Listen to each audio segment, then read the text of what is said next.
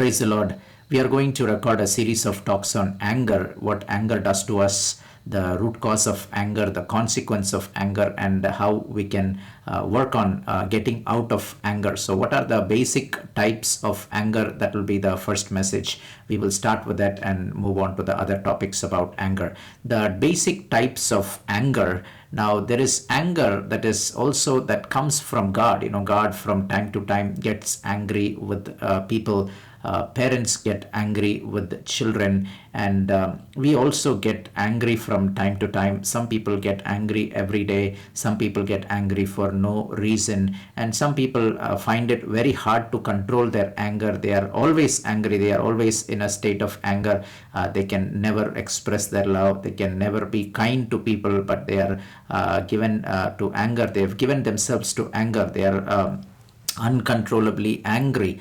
So there are different types of anger, and we are going to see some basic types of anger. Number one is holy anger. Now, before I start the types of anger, I wanted to tell you what anger really is. Now, anger is an emotion given to us by God. So we all have 6 basic emotions. Now, if you have read psychology, there are 3 schools when it comes to emotions. The old teaching says that there are 4 basic types of emotions, and later study shows that there are 6 types of emotions. And even if you further study the newer theory, the newer teaching is that there are 27 types of emotions. So they were able to come up with a list of 27 emotions. But in the old school, it was either 4 or it was 6 basic emotions, and out of which anger is one of them. So anger is an emotion given by God, meaning we have to express our anger from time to time. So we have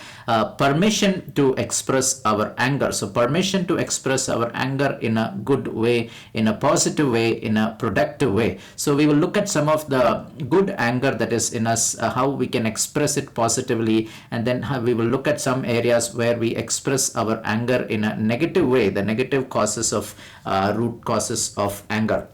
Now, number one is holy anger or righteous anger. This is an anger that comes from God. So, if you have this anger, you are a spiritual person. You are a holy person. So, holy anger comes out of a holy person, and God, who is holy, also expresses this kind of anger. Now, this anger is primarily focused toward some kind of destruction. So, if you see that a man is going toward hell, a man is living a sinful life, when you get angry at such people, that is a holy anger. So you want to save their soul, therefore you want to you get angry at them. That is how anger of God works. Anger of God is nothing but holy anger, and he gets angry to correct people, to bring them out of the path of destruction. So holy anger or righteous anger, which we read in Ezekiel chapter 7 verses 8. Ezekiel chapter 7 verses 8. I'm going to put the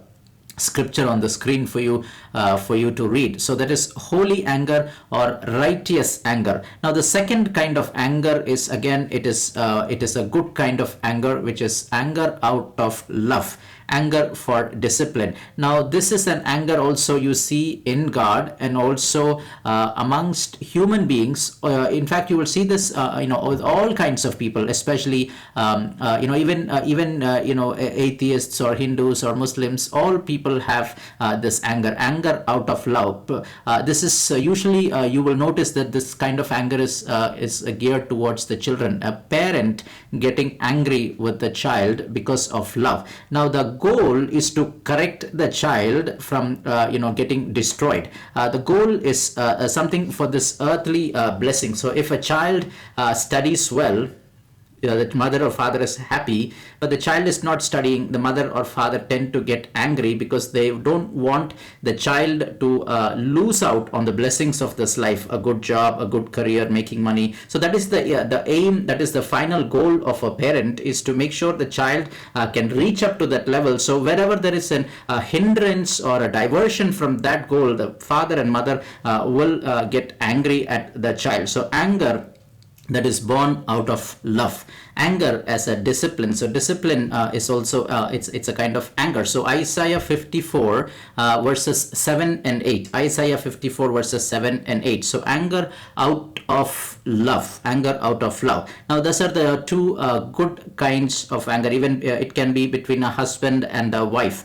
If the wife does something wrong, the husband corrects the wife. Husband can get angry with the wife. The aim is to bring that person back into the path, into the right path. Maybe the husband is taking an exit. He's doing things that he shouldn't be doing, or the wife is doing things that she shouldn't be doing, and the spouse gets angry. They get angry with each other to correct that person. So they love that person and they want to correct that person. So two good kinds of anger, good types of anger: holy anger and anger out of love.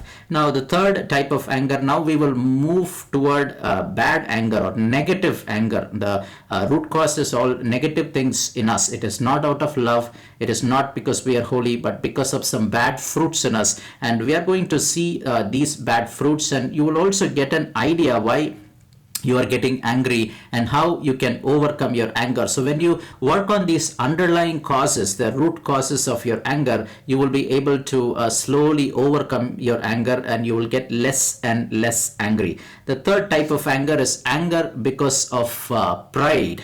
So where there is pride in a person, there will be anger. So whenever this pride is wounded in a person, that person will get angry. So a proud person is always given to anger. Proud person is given to anger, and the way to overcome this kind of anger is by embracing humility. So wounded pride, anger is nothing but wounded pride. So a wounded person, a proud person who gets wounded will get angry. So that was point number 3. Point number 4, anger because of envy and jealousy in us. So when we are envious of somebody, when we are jealous of somebody, we get angry, and anger is developed in us. That is the root cause, again I say, is envy and jealousy. Now what is envy? Envy is nothing but to be happy at somebody's failure and to be sad at somebody else's joy. So when you see that somebody else is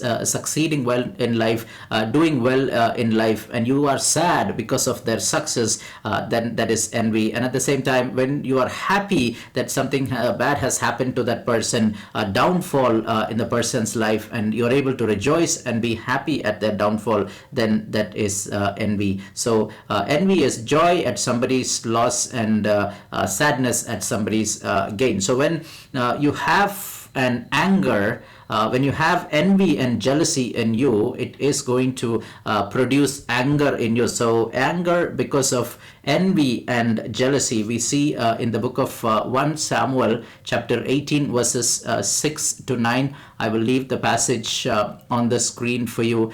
This is a story where Saul gets angry because he is envious of David, because he sees that David, people are rejoicing at David's success, and looking at David's success, Saul is very sad, and as a result of that sadness in him, as a result of that envy in him, he gets angry. So that is in 1 Samuel chapter 18 verses 6 to 9. So when you work on your envy and your jealousy, slowly the anger that as a result of this will come down, will diminish in your life. How to overcome envy and jealousy is to start praying for the people that you feel you are envious of or you're jealous of. You start praying for those people, then slowly the spirit of envy will leave, the spirit of jealousy will leave, and you will also see that the anger will also subside. That was point number 4. And point number 5, the fifth type of anger is anger because of fear. Fear can produce anger in us. Now we see that always, we see this happen with the animals.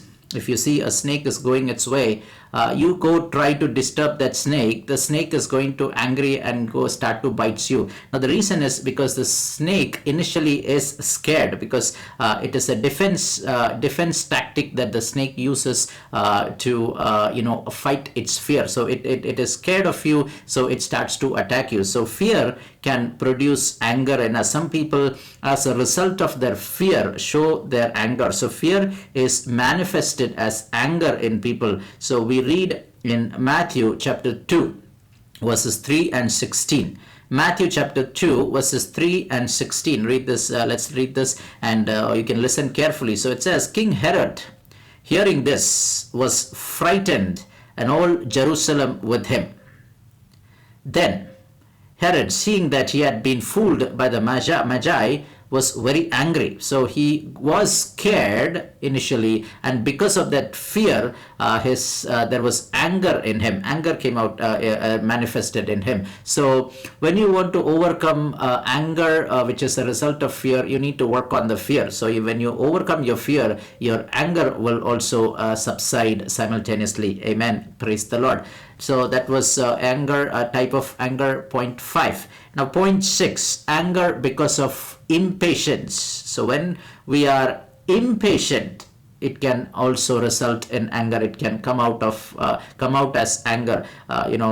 This is something also we are, very commonly it happens when we are driving on the highway, especially driving on the road, and we say that the traffic is not moving fast, the traffic is slow, maybe there is an accident, maybe there is too many cars, there is a traffic jam, and you need to get to some place quickly, and then you are getting very impatient, and then you see that this impatience turns into anger. You start to show your anger sometimes to the cars outside, or you show your anger to the people that are sitting with you in the car. So anger because of impatience, that is in Numbers 21 verses 4 to 6. Numbers 21 4 to 6. They set out from Mount Hor by the way that leads to Red Sea to circle around the land of Edom, and the people became impatient on the way and spoke against God and Moses. So they were angry at God and angry at Moses because of their impatience, because it was taking too long for them. So anger because of impatience.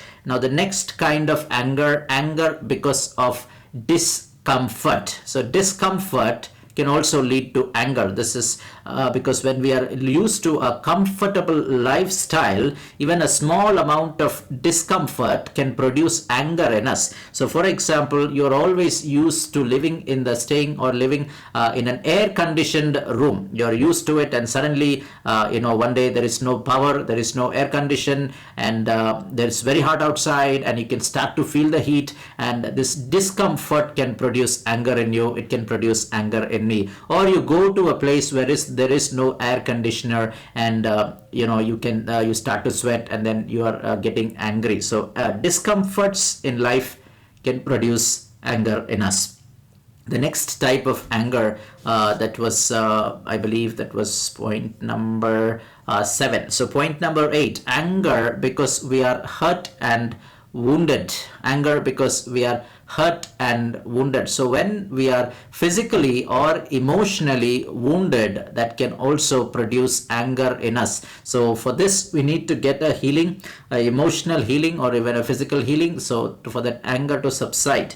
Now 8th kind of anger, that was point number 8. So point number 9, anger because of sinful desires in us. Sinful desires in us. That is James chapter 4 verses 1 and 2. Where do wars and contentions among you come from? Is it not from your own desires which battle within your members? You desire and you do not have, you envy and you kill, and you are unable to obtain.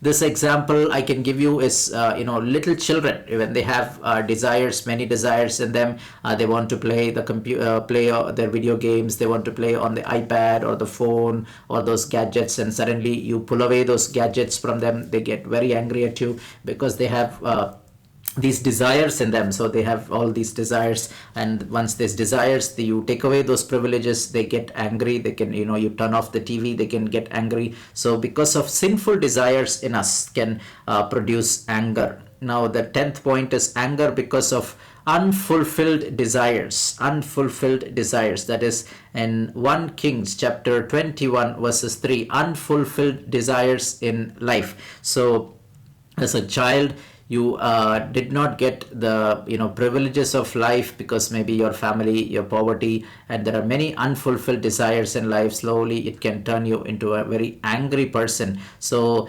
the way to come out of this is by giving up our desires. We came into this life with nothing, and we can take nothing with us. So that should be our attitude. Whatever we take, whatever we lose, we should never lose our heart, we should never lose our faith, because God is always with us. No matter what we gain, what we lose, God is someone who will never leave our side. So that is the only permanent thing for us. God is the only permanent thing for us. Rest everything, people, they come, they will go. Things, they come, they go. So we should never put our heart on anything of this world. Give up all desires and you will have less anger in life. Now another point, another area is unjust anger. Unjust anger, that is anger as a result of sin. Unjust anger. So these are some basic types of anger that I shared with you, and we will take it to the next talk, where we will speak about the consequences of anger, how this anger can harm us and destroy us, what it does to us, and then we will see how we can overcome our anger. With that, we will close. God bless you.